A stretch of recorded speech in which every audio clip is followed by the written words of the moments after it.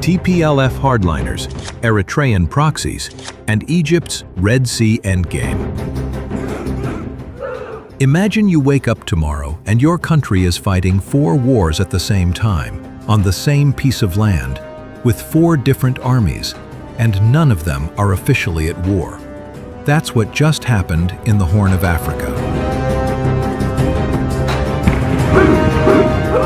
A peace deal everyone celebrated in 2022 is now dead.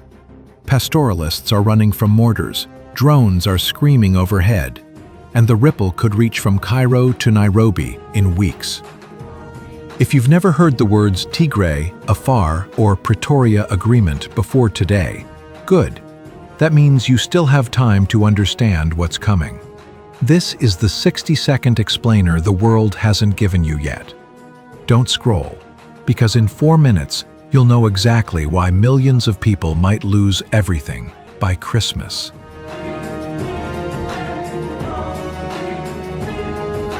Way good fun.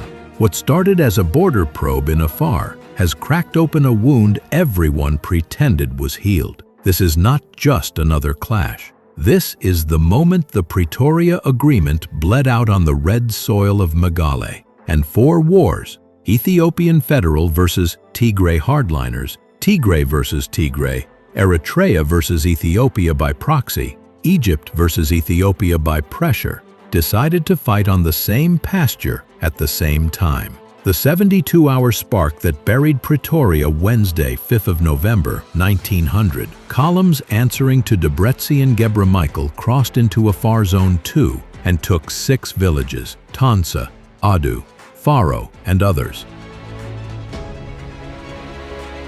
120mm mortars and Zu-23s tore through pastoralist homes. More than 2,700 families ran south with whatever they could carry. Afar's council declared Pretoria dead.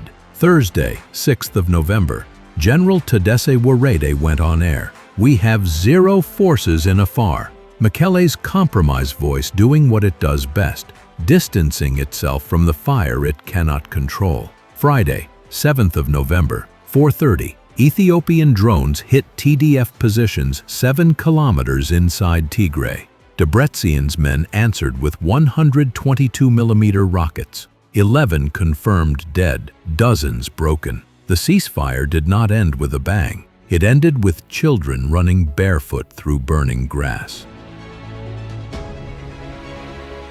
The chains nobody wants to admit.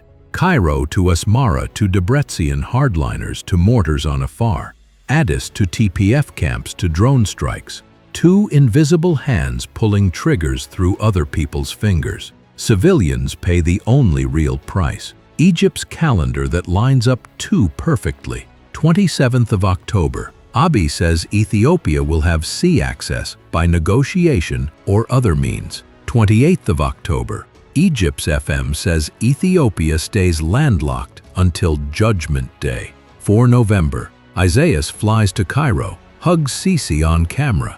November 5th, mortars fall on Afar. If that is coincidence? No.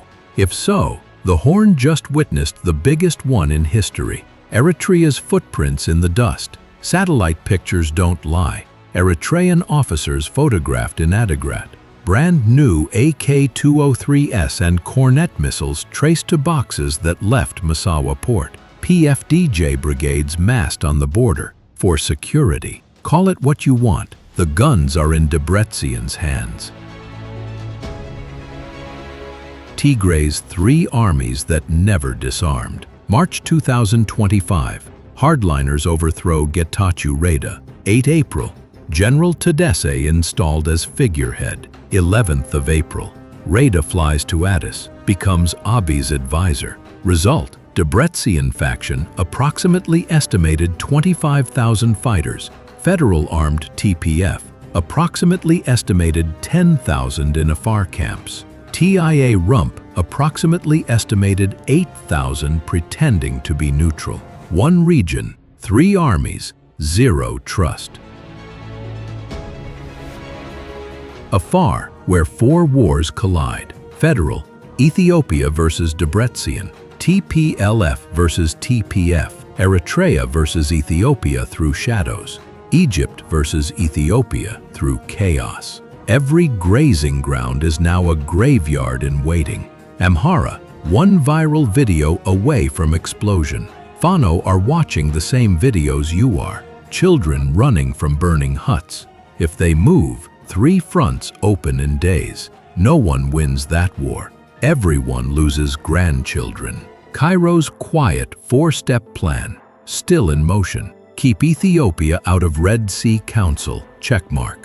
Arm Somalia to stretch ENDF east, checkmark. Rearm Eritrea with cash and weapons, checkmark. Keep Tigray bleeding until Addis begs for Assad on Cairo's terms. In progress. Instability is the bargaining chip.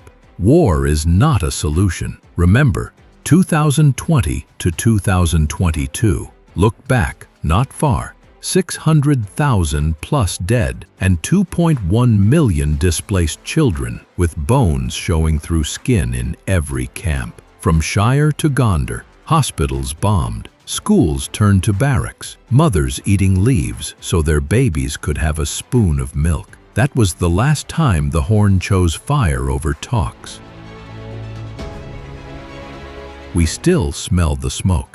Warning to every group reading this: stop. Pull the artillery back 50 kilometers. Put the drones on the ground. Silence the radios that call for revenge. One more week of this, and the entire region slides into a war that will last a generation and bury every dream we ever had for our children. Call for immediate ceasefire to all sides. To Mekelle, to Asmara, to Cairo, to Addis, to Tedesse, to Fano commanders, to every colonel with a satellite phone. Cease fire now. Let the herders go home. Let the children sleep without nightmares. Because if we choose war again, the next chapter will not be written in refugee footprints or in summits. It will be written in graveyards that stretch from Afar to the Red Sea. Wait good, fan. If you made it this far, you already know what's at stake. The Horn is standing on a knife's edge, and silence only helps the fire spread. Share this video, not for clicks, but for clarity. The world needs to see what's really happening in Afar, in Tigray, in the Red Sea corridor, before it's too late. If you believe peace still has a chance, hit that subscribe button and turn on the bell, because we'll keep tracking every move, every deal, and every hidden hand shaping the next chapter. Drop your thoughts below. What do you think the Horn's leader should do next? This has been Semonignamedia Spotlight, your front row seat to the Horn's most decisive stories. Until next time, wait good, fan, and keep your eyes on the Horn.